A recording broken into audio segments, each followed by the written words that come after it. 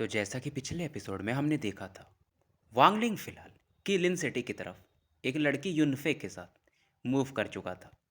अब आगे तो गाइस वीडियोस को ज़्यादा से ज़्यादा लाइक करो ताकि इसका रीच बढ़े। नहीं तो मैं मेहनत तो बहुत कर रहा हूँ, बाकी लोगों से तो ज़्यादा ही कर रहा हूँ, क्योंकि नॉवल में टाइम ज़्यादा लगता है, बट मिल कुछ ज़्यादा नहीं रहा है।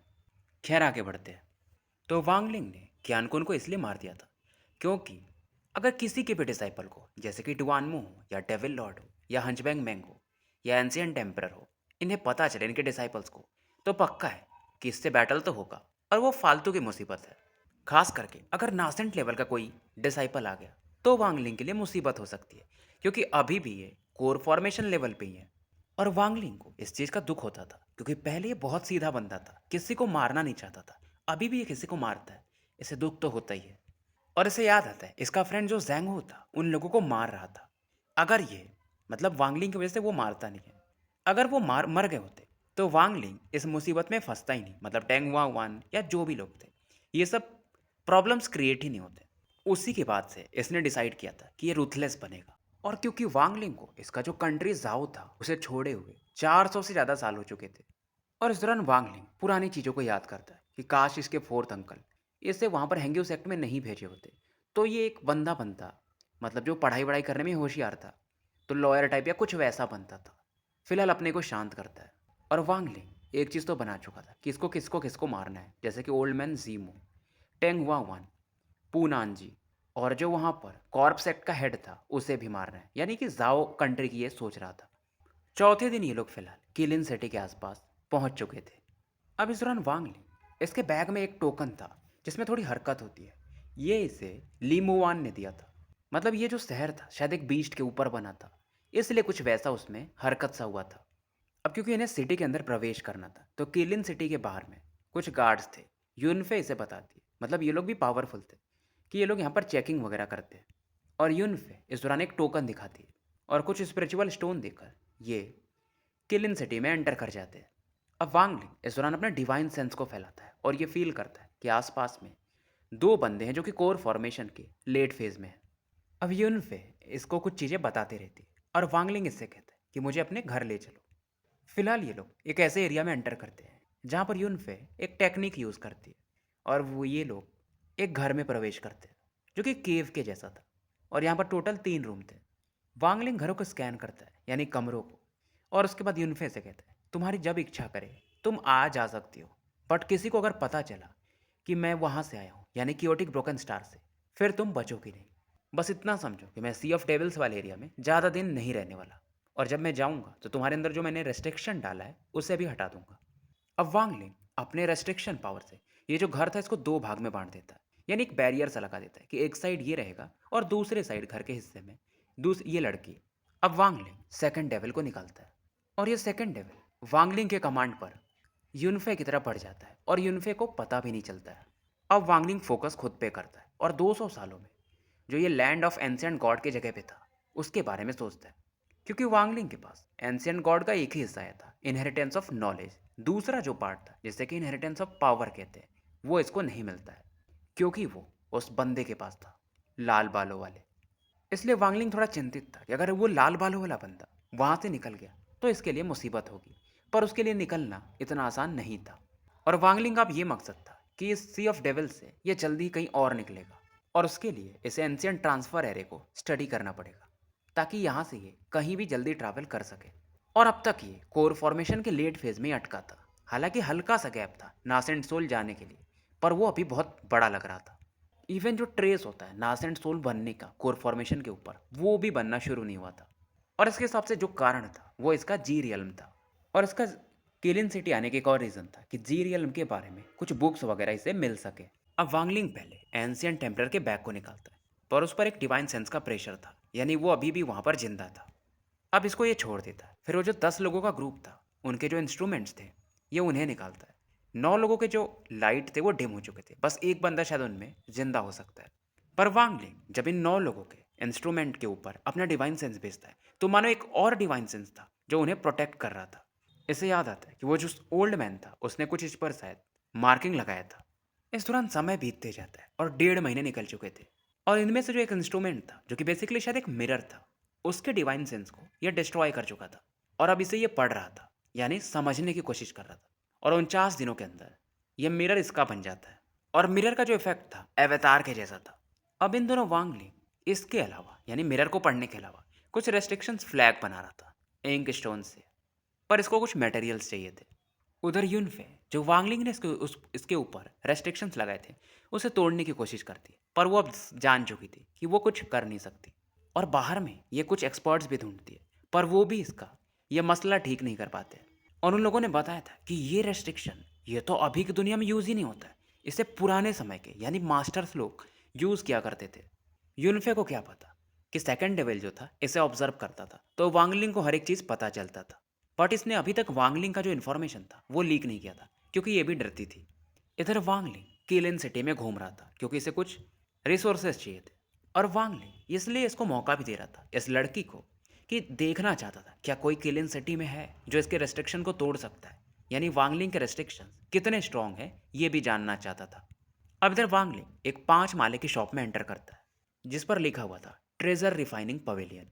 वांगलिंग को याद आता है कि बहुत पहले नानडोउ सिटी में जब ये ली मुवान के साथ था तो वहाँ पर भी ये ऐसे कुछ खरीदने गया था, पिल फर्नेस वगैरह।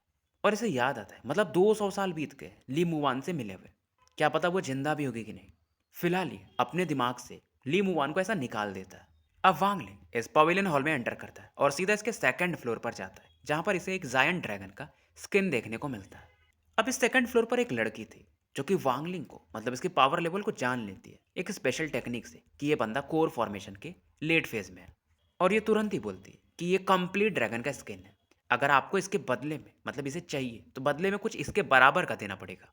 वांगलिंग को याद आता है कि बहुत पहले इसने ड्रैगन स्किन को एक्सचेंज किया था पिल फर्नेस खरीदने के लिए, और ये पूछता है कि ये तुमको स्किन मिला कहाँ से। अब ये लड़की भी बोलती है आप पहले बंदे नहीं हो जो इसके बारे में पूछ रहे हो, क्योंकि कंप्लीट ड्रैगन का स्किन मिलना बहुत मुश्किल होता है, क्योंकि जब ये ड्रैगन मरा था तभी उसी समय इसके चमड़े को निकाल लिया गया था। और ये बताती मुझे नहीं पता इसने किसने एक्सचेंज किया था, पर ये हमें नांदोउ सिटी से मिला था और पिल फर्नेस के बदले इसे किसी ने खरीदा था यानी दिया था। और शायद लोग कहते हैं कि जिसने एक्सचेंज किया था वो बंदा मारा जा चुका है और कोई और नहीं था, ये मेरा लड़का वांगलिंग ही था जिसने इस स्किन को बेचा था और अब ये स्किन यहाँ पे आ चुका है। फिलहाल वांगलिंग जो इसको मटेरियल्स चाहिए थे वो बाकी चीज़ें खरीद लेता है, क्योंकि वांगलिंग को जो भी चीज़ें चाहिए थे रेस्ट्रिक्शन फ्लैग के लिए वो उसे मिल चुकी थी। और जी रियल्म के बारे में ये डायरेक्टली नहीं पूछता है, घुमा फिरा के पूछता है, पर इसे कुछ मिलता नहीं। अब ये वापस लौट आता है गुफा में जहाँ पर यूनफे मिलती है, और वांगलिंग फिर अपने कमरे में चला जाता है और रेस्ट्रिक्शंस फ्लैग बनाने लगता है। और वांगलिंग फिलहाल इंक स्टोन को यानी रेस्ट्रिक्शन फ्लैग बनाने के लिए यूज़ करना शुरू कर देता है। इस प्रोसेस को रेजिंग द डिवाइस कहते हैं। अब रेस्ट्रिक्शंस फ्लैग के भी 4 लेवल्स होते हैं। वांगलिंग का जो पहला कुल था 999 रेस्ट्रिक्शंस बनाने का था, और जब कोई बंदा 9,99,999 रेस्ट्रिक्शंस फ्लैग बना दे तो वो टॉप लेवल यानी लेवल 4 का रेस्ट्रिक्शन फ्लैग बना सकता है।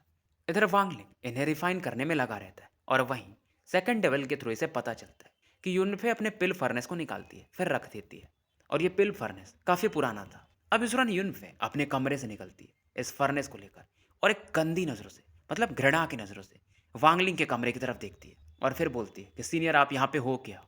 और ये वेट करती है, 1 घंटा बीत जाता है, ये फिर से बोलती है सीनियर मुझे बाहर जाना है, क्या आप बाहर आ सकते हो। पर वांगलिंग कुछ कहता नहीं, और ये लड़की फिलहाल यहाँ से निकल जाती है। इधर 1 महीना बीत चुका था और ये लड़की जाती और आती जब भी है वांगलिंग को ऐसा बताती थी। अब जब इस बार ये पिल फर्नेस को लेके जा रही थी तो वांगलिंग भी क्यूरियस था कि कुछ तो बात होगी, और ये फर्नेस जो है इस पर कोई स्पेल है, तभी वांगलिंग इसको डिटेक्ट नहीं कर पाया था। अब इधर यूनफे को दिखाया जाता है जो कि काफी दूर आ चुकी थी, और यहाँ पर इसके सामने एक ब्लैक क्लॉथ में बंदा आता है। अब ये बंदा इसकी तरफ देखता है और फिर आगे निकलने लगता है। यूनफे इसे फॉलो करती है और ये दोनों किलिन सिटी से बाहर निकल जाते हैं। वांगलिंग इन चीज़ों को देख रहा था सेकंड डेविल के थ्रू, और फिलहाल ये भी धीरे धीरे इन्हें फॉलो करता है। और वांगलिंग क्योंकि सेकंड डेविल पर इसका डिवाइन सेंस का मार्क था तो ये समझ जाता है कि वो जो ब्लैक क्लॉथ वाला बंदा है उसके पावर को, कि वो कोर फॉर्मेशन के मिड फेज में है, और वांगलिंग उस बंदे को ऐसा पलक झपकते मार सकता था। फिलहाल ये दोनों लोग एक माउंटेन के ऊपर जाकर रुकते हैं और किलिन सिटी से 3,000 मील की दूरी पर आ चुके थे। अभी जो ब्लैक क्लॉथ वाला बंदा था ये बोलता है एंसेस्टर मैंने वो लड़की को ले आया हूँ, और ये नील डाउन होता है एक पैर पे और चेस्ट पर हाथ रखता है। अब उधर से आवाज़ आती है कि तुम जा सकते हो, और ये बंदा वापस लौट जाता है। इधर वांगलिंग कुछ 1,000 मील की दूरी पर खड़े होकर के देख रहा था। अब पता नहीं चाइनीज़ में 1000 मील थोड़ा ज़्यादा हो जाएगा मेरे हिसाब से, 1000 फीट होना चाहिए। अब इधर वांगलिंग फर्स्ट डेविल को बाहर निकालता है, यानी कि जू लिगुओ को। जू लिगुओ काफ़ी खुश होता है क्योंकि वांगलिंग इसे उस ब्लैक क्लॉथ गाय की तरफ भेज देता है। इधर वो लड़की यूनफे काफ़ी नर्वस थी। यूनफे क्योंकि ये रेस्ट्रिक्शन जो वांगलिंग ने इसके ऊपर लगाया था उन्हें तोड़ना चाहती थी। बहुत लोगों से मिली पर कोई मदद नहीं कर पाया। पर ये एक बंदा मिला था इसे जो कि बोला था इसे कि है मेरे पास ऐसे कोई जो कि इसे तोड़ सकते हैं, पर तुम्हें एक प्राइस पे करना पड़ेगा। और क्योंकि जब ये बंदा जो इसे लेकर आ रहा है वो कोर फॉर्मेशन के मिड फेज में, तो इसका जो भी गुरु होगा वो तो और पावरफुल होगा, यही सोचकर यूनफे यहाँ पर आई थी। पर ये लड़की ये भी सोचती थी कि पर वांगलिंग जो है उसका कल्टीवेशन अलग लेवल पे, नाम तो इसे पता ही नहीं था।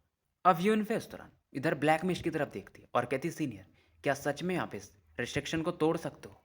अब इधर जो ब्लैक मिस्ट था एक ड्रैगन का शेप लेने लगता है और यूनफे को थोड़ा आगे आने को बोलता है। यूनफे आगे बढ़ती है और ऊपर में से एक पवेलियन दिखाई देता है और यहाँ पर इसे एक मिडिल एज्ड मैन दिखाई देते हैं। और यूनफे को देखकर ये भी थोड़े अचंभित से होते हैं। और ये अब इस लड़की यूनफे से कहते हैं कि मैं इस रेस्ट्रिक्शन को तो हटा सकता हूँ, पर तुम्हें नाम बताना पड़ेगा। अब यूनफे भी कहते हैं, सीनियर ये मैं आपको नहीं बता सकती, इसके बदले में आपको क्या चाहिए, पिल्स वगैरह चाहिए, मैं एक्सचेंज कर सकती हूँ। अब ये मिडिल एज मैन भी कहता है, नहीं बताओगी तो रेस्ट्रिक्शन नहीं हटाऊंगा। सी ऑफ डेविल्स में इस रेस्ट्रिक्शन को हटाने वाले बहुत कम लोग हैं। अब यूनफे कहती, अगर आप इसे तोड़ दिए तो फिर मैं आपको बता दूंगी। मिडिल एज मैन हंसते हैं और इस दौरान एक पर्पल रॉक निकालते हैं और साथ में एक स्पिरिचुअल टेक्निक यूज करते हैं। ये जो रॉक था ये चमकने लगता है और इसमें से एक रेड लाइट यूनफे के माइंड में, यानी जो आईब्रोज का बीच वाला हिस्सा होता है, वह एंटर करता है। मिडिल एज्ड मैन एक तरह से यूनफे को अंदर से एकदम एग्जामिन कर रहे थे। पर इस दौरान यूनफे का जो आईब्रोज था वहां पर एक सिंबल चमकता है और मिडिल एज मैन इसे देखकर एक स्माइल देते हैं कि ये सच में एंशियंट रेस्ट्रिक्शन ही है। अब इस दौरान मिडिल एज मैन इनके पास जो रॉक था उस पर अपना हल्का सा ब्लड डालते हैं और रॉक में से इस बार ब्लैक एंड व्हाइट लाइट निकलती है और यूनफे के आईब्रोज की तरफ पड़ती है। पर तभी अचानक से एक शैडो यहाँ पे प्रकट होता है यूनफे के जस्ट ऊपर, जो कि मानो बीस्ट के समान हो और पलक झपकते यूनफे के सोल को ये निकल जाता है और इतना फास्ट होता है और साथ में जो ब्लैक एंड व्हाइट लाइट था उसे भी डिस्ट्रॉय कर देता है। गलती इसकी यही थी कि वांगलिंग के बाद इसने माना नहीं, और अगर ये मान ली होती तो वांगलिंग जब सी ऑफ डेविल से जाता तो हमेशा से ये बंदा अच्छा ही है, छोड़ देता है किसी को, तो इसको भी जाने देता।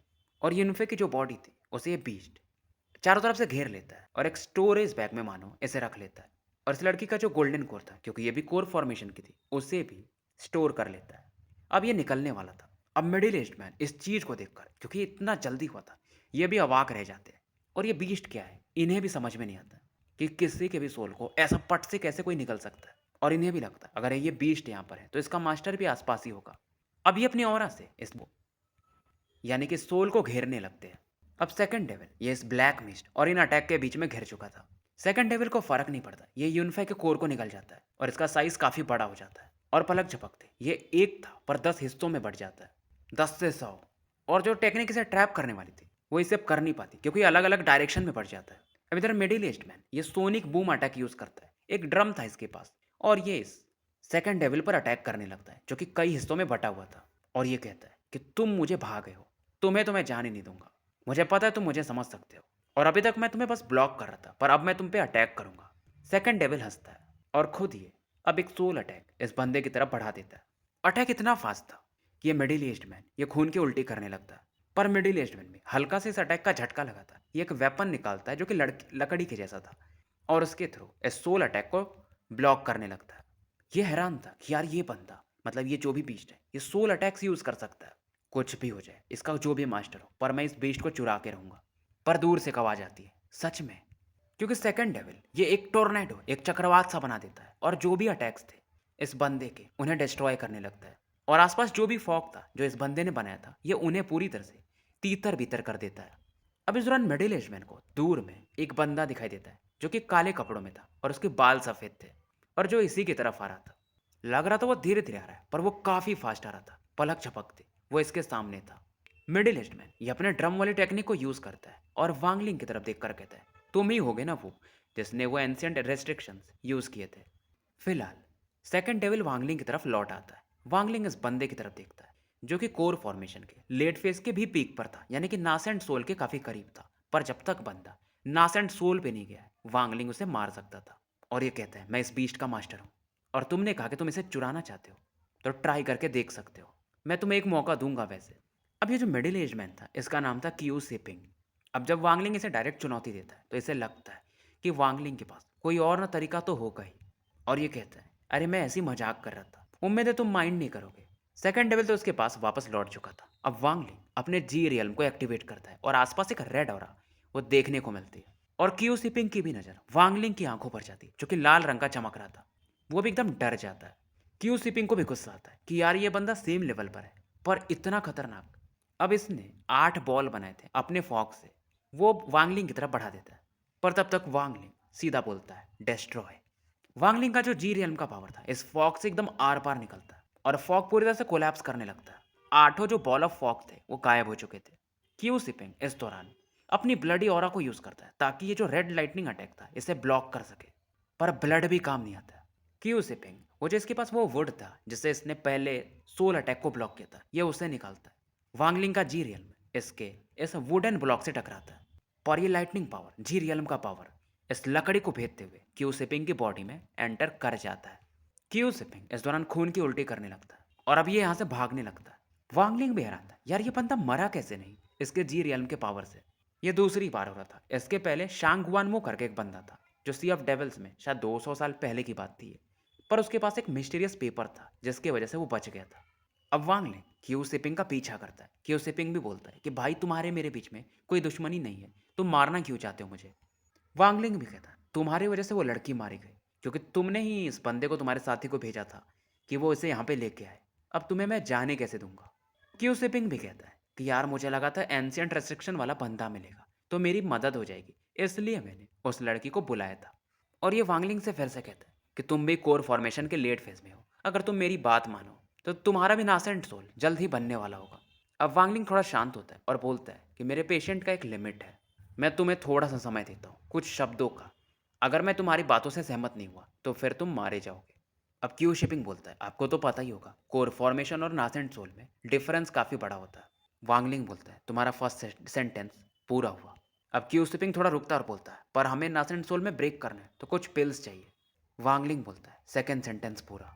अब ये बंदा बोलता है कि पर मैं जानता हूँ पिल्स से भी कुछ चीज़ें अच्छी होती हैं, अगर कोई इंसान उसे खा ले तो नासेंट सोल में पहुंचना बहुत ईजी होगा। मैं बात कर रहा हूँ नासेंट सोल के कल्टीवेटर का, नासेंट सोल मिल जाए अगर तो। और मेरे हिसाब से मुझे एक ऐसी जगह पता है जहाँ पर 2 लोग हैं जो कि मारे जा चुके हैं, मतलब नासेंट सोल के कल्टीवेटर है। मारे मतलब पता नहीं। और ये कुछ नाम बोलता है गोइक्सी। तो स्टोरी यहीं समाप्त करते हैं। मिलते हैं फिर कल एक नए वीडियो के साथ।